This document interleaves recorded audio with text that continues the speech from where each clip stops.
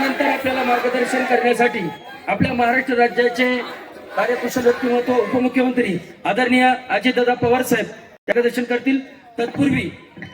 तत्पूर्वी सर्व कार्यकर्त्यांचा या ठिकाणी राष्ट्रवादी काँग्रेस पार्टीमध्ये या ठिकाणी जाहीर प्रवेश होत आहे।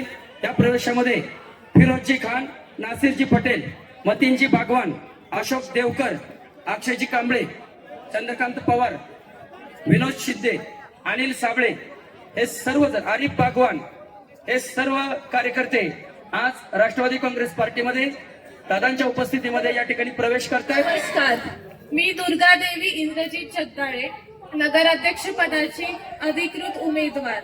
उपस्थित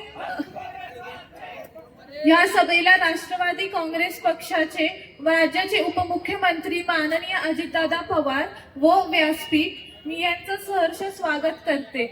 येणाऱ्या 2 डिसेंबर रोजी नगरपालिकेच्या निवडणूक होत आहे।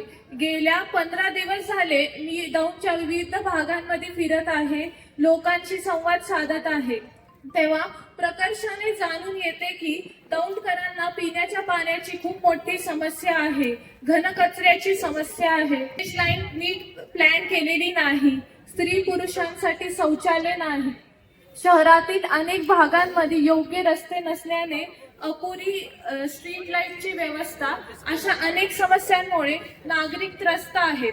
म्हणूनच दादा निर्णय घेतला आहे की दौंड शहराला सर्व मूलभूत सुविधा उपलब्ध करून देणे हेच आमचे पहिले आणि सर्वात महत्त्वाचे प्राधान्य असेल आणि हे सर्व कामे प्राथमिकपणे वेगाने आणि दर्जेदार पद्धतीने करण्यासाठी आम्हाला आपल्या मार्गदर्शनाची आणि मदतीची आवश्यकता आहे।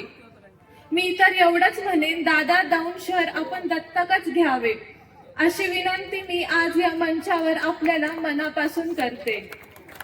प्रिय नागरिक बांधव आणि भगिनींनो, येणाऱ्या 2 डिसेंबरला आपण सर्वांनी घड्याळासमोरील चिन्ह दाबून मला व माझ्या सोबतच्या 26 सहकाऱ्यांना प्रचंड बहुमताने विजयी करा आणि तुमची सेवा करण्याची संधी द्या। जय हिंद, जय महाराष्ट्र, जय राष्ट्रवादी।